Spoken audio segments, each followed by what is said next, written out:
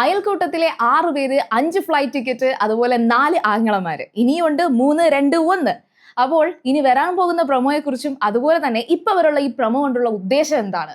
കോടികൾ ചെലവാക്കിയായിരിക്കാം ഈ പ്രൊമോ വന്നിരിക്കുന്നത്. പക്ഷേ ഈ പ്രൊമോകൾ മാത്രമായി പോകുമോ? എന്താണെന്ന് നമുക്ക് നോക്കാം. അതിനു മുന്നേ നിങ്ങൾ ആദ്യമായിട്ടാണ് സീരിയൽ ഗ്രാൻഡ്മേ കാണുന്നതെങ്കിൽ ഉറപ്പായിട്ടും ചാനൽ ഒന്ന് സബ്സ്ക്രൈബ് ചെയ്തേക്കുക.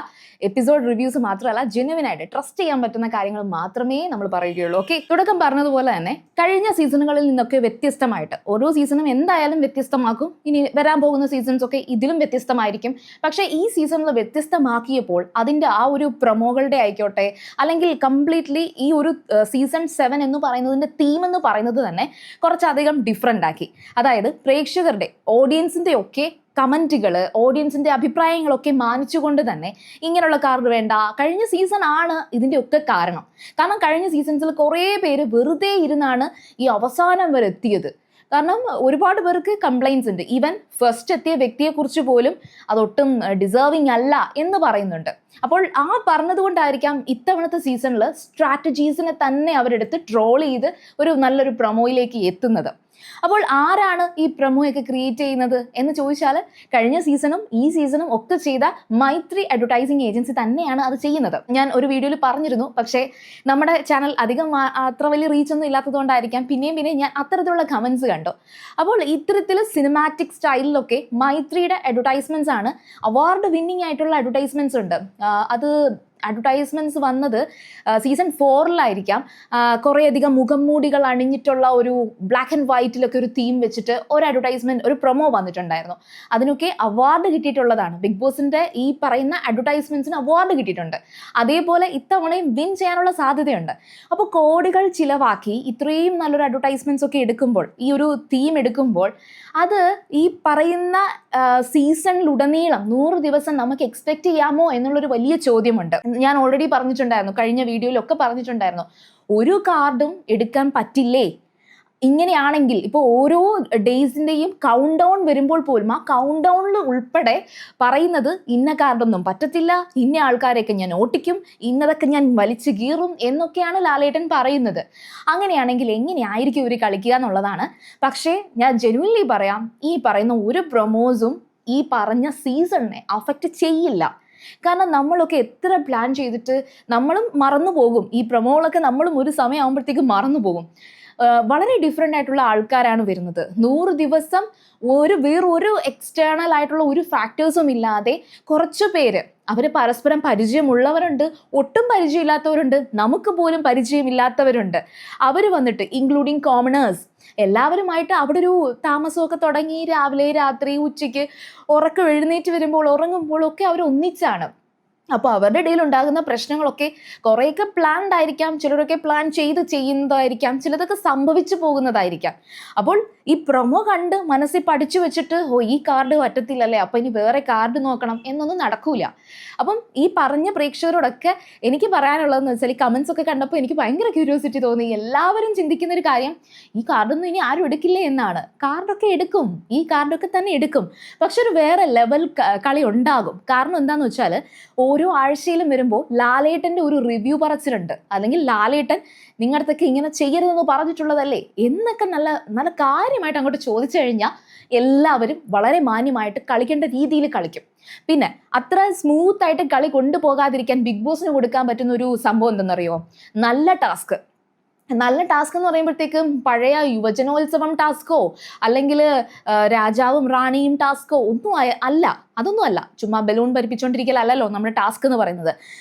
കുറച്ചുകൂടെ ഒരു ക്രിട്ടിക്കലായിട്ട് തിങ്ക് ചെയ്യുന്ന കുറേ ടാസ്ക് കൊടുക്കാം. അവിടുത്തെ ആ ഒരു ഹൗസ് മേറ്റ്സ് തമ്മിൽ ഫൈറ്റ് വരുന്ന തരത്തിൽ, കോൺട്രോവേഴ്സീസ് വരുന്ന തരത്തിൽ ടാസ്ക് കൊടുക്കാം. അപ്പോൾ അത്തരത്തിൽ ടാസ്കുകളൊക്കെ കൊടുത്തു കഴിഞ്ഞാൽ എത്ര മസിൽ പവർ ഉള്ളവനും അവിടെ വീഴും. കാരണം മസിൽ പവറോ അല്ലെങ്കിൽ എന്തായാലും നമുക്ക് അടിച്ചോ ഇടിച്ചോ തോൽപ്പിക്കാൻ കഴിയില്ലല്ലോ. അപ്പോൾ അതല്ലാതെ ഇവർക്കൊക്കെ ഫൈറ്റ് ചെയ്യാൻ, മെൻ്റലി ഫൈറ്റ് ചെയ്യാൻ സാധിക്കുന്ന ഒരു സ്പേസ് ഈ 100 ദിവസം ഉണ്ടാക്കിയെടുക്കാൻ സാധിക്കാതൊന്നുമില്ല. കാരണം ബിഗ് ബോസും ഹിന്ദിയിലും തമിഴിലും ഒക്കെ നമ്മൾ കാണുന്നതാണ്. കുറേ പേരൊക്കെ അതിൻ്റെയൊക്കെ ബെസ്റ്റ് ഓഡിയൻസ് ആണ്. അപ്പോൾ മലയാളത്തിലും അതിനുള്ള സാധ്യതയുണ്ട്. മലയാളത്തിൽ എന്തും പോകും എന്നാണ് എനിക്ക് തോന്നുന്നത്. അല്ലാതെ ഞാൻ കുറേ പബ്ലിക് റിവ്യൂസ് ഒക്കെ എടുക്കാൻ പോയ സമയത്ത് കുറേ പേര് പറഞ്ഞു ഹിന്ദി ബിഗ് ബോസ് പോലെയൊന്നും മലയാളത്തിൽ പറ്റില്ല എന്ന്. പറ്റും. നമ്മുടെ ഓഡിയൻസിന് ഒന്ന് കണ്ടുവരുമ്പോഴത്തേക്കും എല്ലാം ഓക്കെയാണ്, നമ്മുടെ ഓഡിയൻസിന് എല്ലാം അക്സെപ്റ്റ് ചെയ്യാൻ സാധിക്കും. സോ അവർ പക്ഷേ ബ്ലെയിം ചെയ്യുന്നത്, ക്രിട്ടിസൈസ് ചെയ്യുന്നതൊക്കെ കുറച്ച് ലെവല് കുറച്ച് ചിലപ്പോൾ ഹാർഷായിരിക്കാം, ചിലപ്പം ഭയങ്കര സൈബർ ബുള്ളിങ് ആയിരിക്കാം. പക്ഷെ സൈബർ ബുള്ളിങ് ചെയ്ത് ബിഗ് ബോസിൽ വന്നിട്ട് സൈബർ ബുള്ളിങ് കിട്ടിയവരൊന്നും അങ്ങേയറ്റം മോശമായി പോയിട്ടൊന്നും ഇല്ല. എല്ലാവരും അവരുടേതായ ലൈഫിൽ പിന്നെ എൻഗേജ്ഡ് ആകും. പിന്നെ ഒരു തരത്തിൽ പറഞ്ഞാൽ ഒരു കോളേജ് റാഗിങ് പോലെയാണ് ചിലപ്പോഴൊക്കെ ഈ പറയുന്ന ഒരു സ്റ്റേജ് വരുന്നത്. അപ്പോൾ ഏതായാലും ശരി, ഇനി വരാൻ പോകുന്ന 3, 2, 1 കൗണ്ടിൽ എന്തൊക്കെ കാർഡുകൾ വലിച്ചു കീറും എന്നുള്ളതാണ് നമ്മളെല്ലാവരും കാത്തിരിക്കുന്നത്.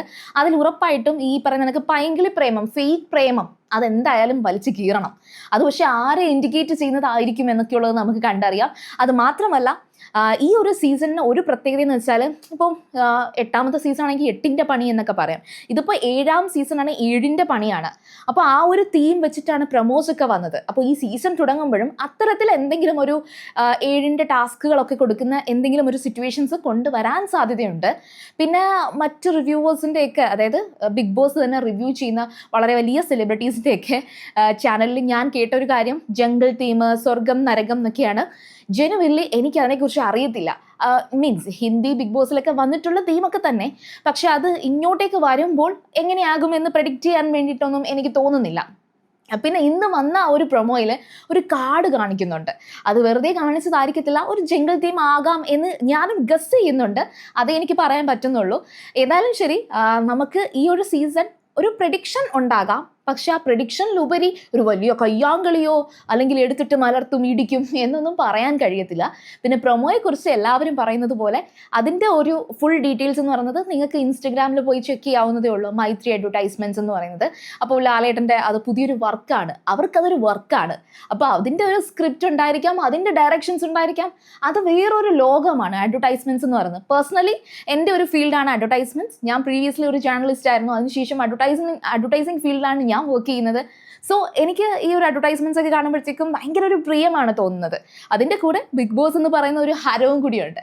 അപ്പോൾ ഏതായാലും ശരി, നിങ്ങൾക്ക് ഇതൊരു നല്ലൊരു നോളജാണ് എന്ന് ഞാൻ എക്സ്പെക്റ്റ് ചെയ്യുന്നുണ്ട്. അതുപോലെ തന്നെ നിങ്ങളെപ്പോലെ ഇനി 3, 2, 1 ദിവസത്തെ പ്രൊമോയ്ക്ക് വേണ്ടിയിട്ട് കാത്തിരിക്കുകയാണ്.